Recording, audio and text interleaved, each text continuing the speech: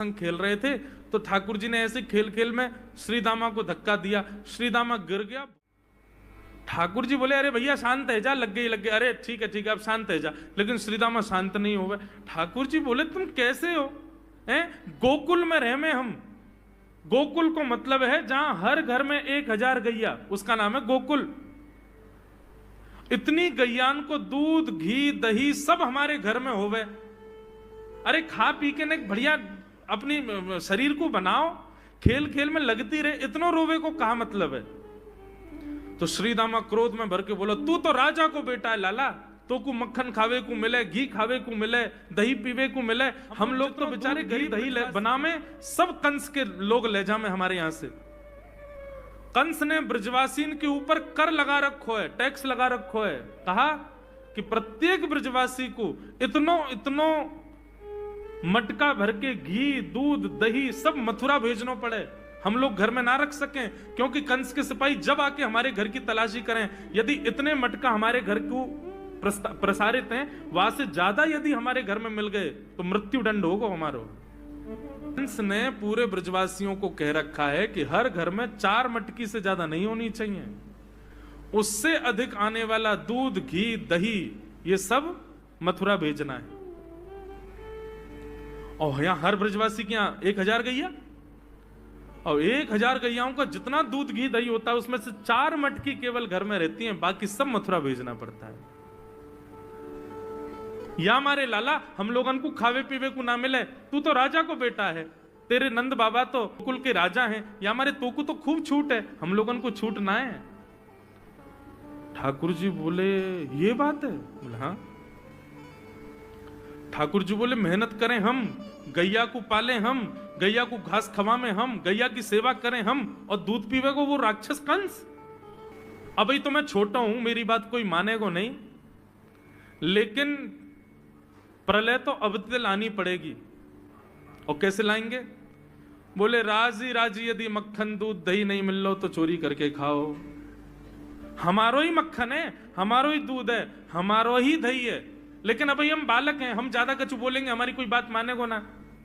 लेकिन ये सद वस्तु कुपात्र के हाथ में नहीं जानी चाहिए, राजी राजी नहीं मिलता तो चोरी करके खाओ। जब कर देवे को नंबर आवेगो तो सब पूछेंगे भाई कहां गए मक्खन दूध दही, बोले घर में तो है ना, बोले तो कहां गए, बोले चोर चोरी कर ले गए। और यही भाव से हम ब्रजवासी को खावे पीवे को मिला करेगो। मधुमंगल श्रीदाम बोले लाला तू जो कहेगो सो करेंगे, लेकिन चोरी नहीं करेंगे। ठाकुर जी बोले तो ठीक है, कल से तुम लोग अलग खेलो, मैं और दाऊ दादा अलग खेलेंगे, हमारे संग मत खेलना। मधुमंगल सीताम बोले अरे लाला तू ना जाने, मैया यो के लाला जो चाहे करियो, चोरी मत करियो, चोरी करवे तो ब्याह ना होवे।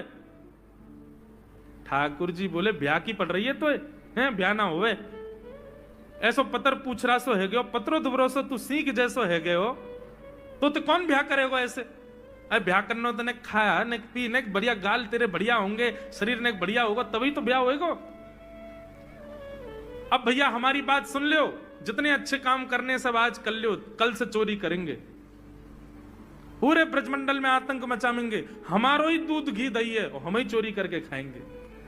ठाकुर जी ने चोरी क्यों की? क्योंकि सारा गौरस बेवजह मथुरा भेजा जाता था, और मथुरा से कंस पूरे भारत में वितरित करके खूब धन कमाता था। इस वजह से ब्रजवासी प्रताड़ित होते थे, क्योंकि गैया के लालन पालन में जितना खर्चा होगा सब करो ब्रजवासी। 4 मटके मिलते थे, 4 में से 3 को तो बेच देते थे, 1 में पूरा घर चलता था। यह हालत थी ब्रज की। इसलिए ठाकुर जी ने कहा कि भैया राजी राजी नहीं तो गैर राजी, हम जितने बाकी की मटकी मथुरा भेजे वाली उनको सबन को तोड़ फोड़ करेंगे, उनमें से मक्खन निकाल निकाल के खाएंगे, एक दूसरे को खवाएंगे, और सब यहीं रहेगो, मथुरा नहीं जाएगो कछु भी। इसलिए ठाकुर जी ने चोरी की। सबसे पहले प्रैक्टिस अपने घर में ही कर लें कैसे करनी है चोरी। अगले दिन ठाकुर जी सवेरे उठे और देखने लगे यशोदा मैया देख तो नहीं रही, और ठाकुर जी चुपचाप गए महाराज जहां पर सारे मक्खन दूध दही रखे, वहां पहुंच गए गौरस भंडार में। और गौरस भंडार में एक मटकी के ऊपर से ढक्कन हटाए करके जैसे ही ठाकुर जी ने हाथ बोर के पानो प्रारंभ किया, सामने एक खंबा था, उसमें मणि लग रही थी। आज पहली बार 3.5 वर्ष की आयु में ठाकुर जी ने अपना प्रतिबिंब देखा। ठाकुर जी ने जैसे ही प्रतिबिंब में अपने रूप को देखा, अपने रूप को देख करके ठाकुर जी बोले, हो तू भी आयो यहां चोरी करवे? अपने आप से ही बात कर रहे हैं ठाकुर जी। अरे मैंने कही तो हती अपने अपने घर में चोरी करनी है, तू दारी के मेरे घर में आगो चोरी करवे? ठाकुर जी अपने प्रतिबिंब से बात कर रहे हैं। अब गौरस भंडार में ठाकुर जी की आवाज गूंज रही थी और वो गूंजते हुए रसोई घर में जा रही थी। रसोई में मैया ने सुनी, बोले ये लाला कहां थे बोल लो है? उठ गयो कन्हैया? मुझको पतो भी ना चली, नूपुरन की आवाज ना आई। मैया दौड़ करके गई तो देखा ढूंढते ढूंढते गौरस भंडार में ठाकुर जी अपने प्रतिबिंब से बात कर रहे हैं। कितनी सुंदर झांकी है ठाकुर जी की। ठाकुर जी मक्खन पा रहे हैं। बोले अच्छा अब आ तो गयो है यहां पे, लेकिन सुन चुपचाप चोरी करके भाग जाइयो, मेरी मैया बहुत मारेगी तो को। बाकू यदि पतो चल गई तू चोरी कर रहा है तो को उखलते बांधेगी, मेरी मैया बहुत मारेगी। चुपचाप चोरी कर और निकल ले यहां से। ठाकुर जी चोरी की बात कर रहे थे, यशोदा मैया ने पीछे से सुनी, लाला ओ कन्हैया। ठाकुर जी घबरा गए, मैया कैसे आ गई? हाँ मैया, कौन से बात कर रहे हो तू? अरे मैया देख हमारे घर में चोर घुसायो है। अपने प्रतिबिंब को दिखा करके ठाकुर जी कह रहे हैं, देख मैया हमारे घर में चोर घुसायो, जे चोरी कर रहे हो हमारे यहाँ के मक्खन की, तो मैं यहाँ को पकड़वे आयो हूं। नन्हे से गोपाल जी, बहुत मधुर लीला। मैया हंस भी रही है और क्रोध भी कर रही। बोले अच्छा जो चोरी कर रहे हो? बोले हाँ। चल याकू तो मैं पकड़ लूंगी, लेकिन जे बता तेरे हाथ में मक्खन कैसे लगो? तू तो याकू पकड़वे आयो ना। अब मैया याकी मैं कहा बताऊं, तेने मेरे हाथ में पद्म राग के ऐसे ऐसे बढ़िया कंगन पहना रखे हैं, कड़ूला पहना रखे हैं सोने के। जब मैं धूप में निकलूं ना तो धूप की किरण से मुंह को बहुत जलन है जाए हाथ में। तो कल मेरे सखा मधुमंगल ने मुझसे कही, बोले लाला जे जलन तेरी दूर रह जाएगी, तू मक्खन में हाथ बोर लियो अपनो, सो तेरी जलन दूर रह जाएगी। या हमारे मैया जलन हटावे के काजे मैंने हाथ बोरो है। मैया बोली अच्छा चल लाला, यहां तो तेरे जलन है रही और यहां मक्खन कैसे लगो? ठाकुर जी बोले मैया मैं अपनी जलन दूर कर रहा हूं। इतने में जन कहां थे एक मक्खी आके मेरे मुंह पे बैठ गई। बाकू उड़ावे के काजे मैंने जैसे मुंह पे हाथ किया सो मक्खन मेरे मुंह पे लग गो।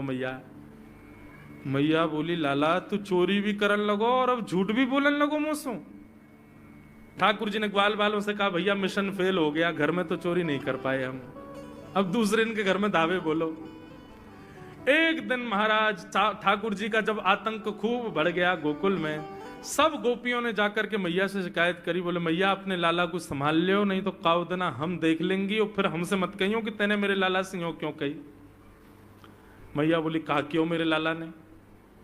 गोपी बोली ये बस सुन लो और यो बताइयो कहा ना करे तुम्हारो लाला। देख वे मैं 3.5 बरस को है, बाकी पेट में इतनी बड़ी बड़ी दाढ़ी है, बाकी मतलब बलवान है कि सब जानकारी है या कुछ छोटो बालक मत समझियो। गोपियों ने जाकर के अपनी अपनी दुख दर्द सुनाए मैया को। मैया बोली अरे भैया मेरे लाला को मक्खन की कोई कमी थोड़ी है, मेरे लाला को दूध की कोई कमी थोड़ी है। मेरो लाला चाहे तो मक्खन से नहावे, दूध में नहावे, इतना मक्खन दूध दही मेरे घर पे, तुम्हारे यहाँ क्यों चोरी करेगो? अरे कई बार बालकन को अपने घर को भोजन बढ़िया ना लगे, दूसरे के घर को बढ़िया लगे, अगर बार ने तुम्हारे यहाँ की नेकात मक्खन खा लिया तो वहां इतना रो क्यों रही हो? मैया आपको अपनो लाला बहुत सीधो लगे ना, हम बताएं कहा करे तुम्हारो लाला स्वयं खावे, हमको कोई दिक्कत नहीं, लेकिन या की एक पूरी मंडली है और पूरी रजिस्टर्ड मंडली है, बाल गोपाल चौर प्रचार प्रसार मंडल, ये घर घर जाके चोरी करते हैं। और मैया तुम्हें कहा बताऊं, जैसे ही कोई गोपी के नयो बालक होवे ना तो तुम्हारो लाला पूरे मंडल के साथ आवे और वह लाला के सिर पे हाथ धर के, छोटे से बालक के सिर पे हाथ धर के बस 1 वर्ष की प्रतीक्षा, फिर तुम भी हमारी मंडली में आ जाओगे।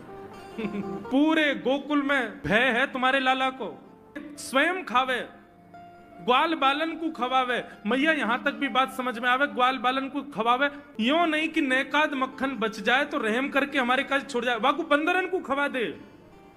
यशोदा मैया आश्चर्यचकित होकर सुन रही है। बोले ये नेक्सो सब लाला ये करे? बोले हाँ मैया। बोली मैया अगर चोरी करे तो दिक्कत, और यदि किसी कारण से हमने लाला को रोक दियो, चोरी नहीं कर पायो हमारे घर, तो हमारे रोने क्यों? बोले चूल्हा में ते कोयला लेके आवे और वह घर के बाहर हवा बना जाए, और यों के अब जब तक या घर से मक्खन नहीं मिलेगा या के घर के लोग भूखे रहेंगे, और इन लोगों को भोजन छुड़वाने की जिम्मेवारी हमारी। बोले कहा करे फिर? बोले मैया भोजन बनना होगा, चूल्हे पे भोजन रखो रे, तो बाल बाल सब ताकते रहे कब भोजन बनने को समय आवेगो। जैसे ही कछु और काम करवे के काजे गोपी न उठ के जावे, तो कहो तो बाकी कढ़ैया में खूब सारो पानी डाल जाएंगे, सब्जी ना बन पावेगी, आटे में नमक फेंक जाएंगे। ये बात जैसे ही यशोदा मैया ने सुनी, बोले नहीं नहीं नहीं नहीं, झूठ बोल रही हो, मेरो लाला ऐसा ना कर सके।